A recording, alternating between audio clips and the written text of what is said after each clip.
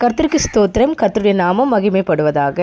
நீ வருகையிலும் ஆசிர்வதிக்கப்பட்டு இருப்பாய், நீ போகையிலும் ஆசிர்வதிக்கப்பட்டிருப்பாய். உபாகமும் 28வது அதிகாரம் 6வது வசனத்தை நம்ம வாசிக்கும் பொழுது இந்த ஆசீர்வாதமான வார்த்தை நமக்கு எவ்வளோ சந்தோஷமாக இருக்குது. ஹல்லேலூயா, கர்த்தருக்கு ஸ்தோத்திரம். அப்போது இந்த ஆசீர்வாதம் யாருக்கு அப்படின்னா தேவனுடைய ஜனத்திற்கு, தேவனுடைய பிள்ளைக்கு. ஆமென்.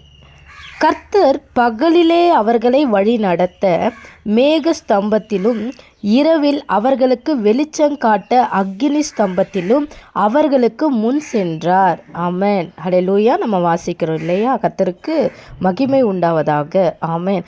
கர்த்தர் நமக்கு முன் செல்லும் பொழுது வலதுபுறம் இடதுபுறம் நம்ம சாயக்கூடாது, வலதுபுறம் இடதுபுறம் பார்க்கக்கூடாது, பின்னிட்டு பார்க்கக்கூடாது. ஹல்லேலூயா. ஆண்டவருடைய சத்தம் நம்ம செவிகளில் என்ன பண்ணிகிட்டே இருக்கும் அப்படின்னா கேட்டுக்கொண்டே இருக்கும். ஒவ்வொரு நாளும் ஆண்டவருடைய வார்த்தையின் சத்தம் நம்ம செவிகளில் கேட்டுக்கொண்டே இருக்கும்.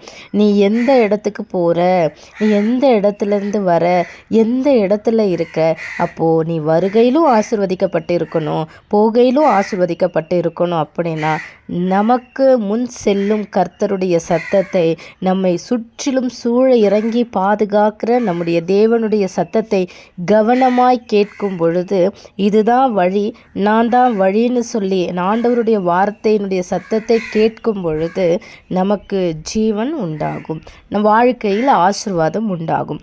தேவனுடைய வார்த்தைக்கு உண்மையாய் செவி கொடுத்து கீழ்ப்படிவோம். கர்த்தர் ஆசீர்வதிப்பாராக. ஆமென்.